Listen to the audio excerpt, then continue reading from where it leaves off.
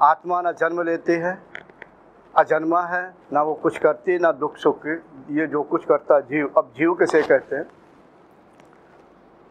वही आत्मा, एक ही आत्मा जब उसका संपर्क जैसा कि बताया अपरा प्रकृति से होता है तो वो जीव की उपाधि पाती है और उसे जीवत्व की प्राप्ति होती। जीवत्व कहते हैं अपरा प्रकृति, यानी प्रकृति से आशक होना जीवत्व। फिर उसका अस्तित्व दूसरे रूप में हो जाता है, ईश्वर के दाहिने पक्ष से निकलता वो जीव होता और संसार को भोगने आता है। ठीक है, तो अब ये दिमाग से आप निकाल दें कि आत्मा जन्म लेती है या दुख को भोगती है, ऐसा कुछ नहीं। आप जो बोल रही हैं आत्मा नहीं बोल रही है, आपका सुख शरीर बोल रहा है। बस जो आप कष्ट भोगेंगी, सुख को भोगेंगी, तो वो आपका ये सुख शरीर, और सुख क्या है? प्रकृति है। किसी ने कहा था स्त्री वाला, हम सभी स्त्री हैं, अर्थात जो चाहे पुरुष हो चाहे जो स्त्री हैं, तो यानी जो भी है प्रकृति है और प्रकृति ही भोग रही है। भगवान श्री कृष्ण गीता में कहते हैं गुण ही गुणों में बरत रहे हैं। हमने कहा अहंकार दो भागों में हो गया, जो दो भागों में हो गया एक भाग दूसरे भाग को खा रहा है। जैसे सेव भी अहंकार है, हमारी इंद्रियाएं भी अहंकार का स्वरूप है। धीरे धीरे बहिर्मुखी होते हुए इंद्रियाएं बन गई और दूसरी तरफ सेव बन गया। तो सेव जो खा रहा है, कौन खा रहा है? एक तरफ अहंकार, दूसरा तरफ भी अहंकार, अहंकार ही अहंकार खा रहे, गुण ही गुणों में बरत रहे। तो कुल मिलाकर के जब ये सब हम जान लेते हैं तो हमारे दुख कम हो जाते हैं। मगर सुनने से कोई फर्क नहीं पड़ता, क्षणिक देर के लिए हम मन लगा करके सुन लेते हैं। ये अनुभूति का विषय है और ये अनुभूति तभी प्राप्त होती है जब आप अभ्यास करेंगे।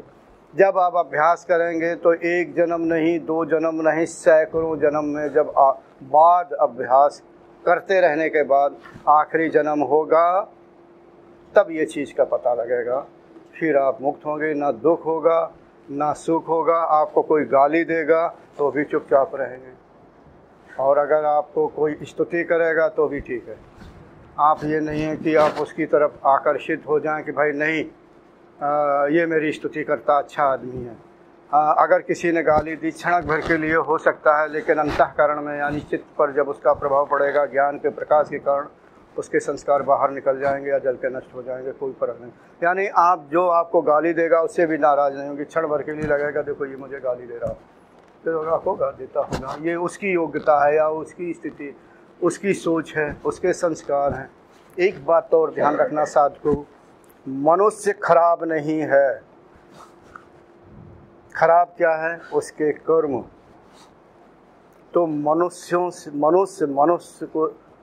को मनुष्य से घृणा नहीं करनी चाहिए, उसके कर्म से घृणा करनी चाहिए अगर वो बुरा करता है या जो भी है।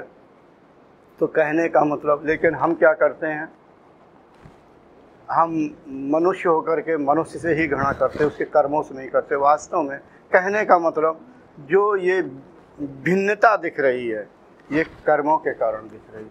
अगर कर्मों का नाश हो जाए तो सभी मनुष्य एक ही जैसे होते हैं। सही बात ये है, तब पता लगता है कि हम में और उसमें कोई अंतर नहीं है, और यहाँ तक अंतर नहीं है कि हम उसके अंदर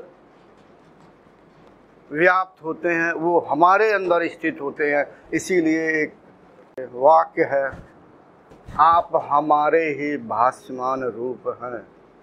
ये शायद बहुत ऊंची मोक्ष के समय या तत्वज्ञानी ऐसा भाषित होता है। इसलिए अगर मैं गौर करूं, थोड़ा शांत हूं, तो तुरंत आप सभी को अपने अंदर देखूंगा, मुझे कोई फर्क नहीं। मगर जो चित्त में रखी हुई है, वो रखा हुआ संस्कार, उससे थोड़ी फिर ये होती गंदगी। जैसे कि शहर तो अच्छा है, उसमें नहर है कीचड़ वाली, तो शहर अच्छा दिख रहा है, लेकिन जो कीचड़ की नहर है उसे देख कर गंध भरी हुई है या गंध जो कीचड़ है वो बह रहा है, बस ऐसा ही है। मनुष्य के जो चित्त है, जो उसमें वो कर्माशय हैं, वही ये अवरोध है। उसी के कारण हमें आसक्ति होती है, सुख और दुख होते हैं जब बात करते। तो अगर मैं बोलूँगा, बोलता रहूँगा, कुल मिलाकर के आत्मा न जन्मती है, न मरती है, न किसी शस्त्र से काटी। जब इतनी सूक्ष्म और व्यापक है तो स्थूल अस्तित्व पर क्या करेंगे। जो कुछ होता है प्रकट में हो रहा है। अगर आप अपने को प्रकट समझ रहे हैं, यही आपकी अज्ञानता है और इसी को आपको खोज करनी है और अपने स्वरूप में स्थित होना है। Thanks for watching. Remember to like, comment and subscribe.